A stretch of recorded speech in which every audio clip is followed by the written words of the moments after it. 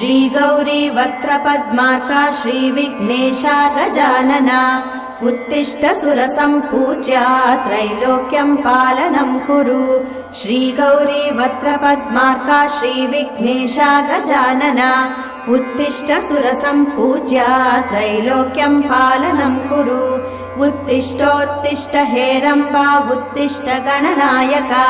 उत्तिष्ठ करुणापूर्णा भक्तानां भाग्यदायका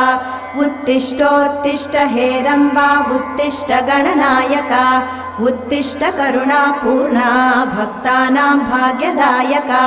श्रीयाकुवाहन शिवात्मज दिव्यगात्रा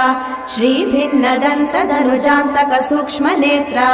सर्वार्ति दुःख शमना फणिराजसूत्रा देवा गणेश्वर विभो तव सुप्रभातम्।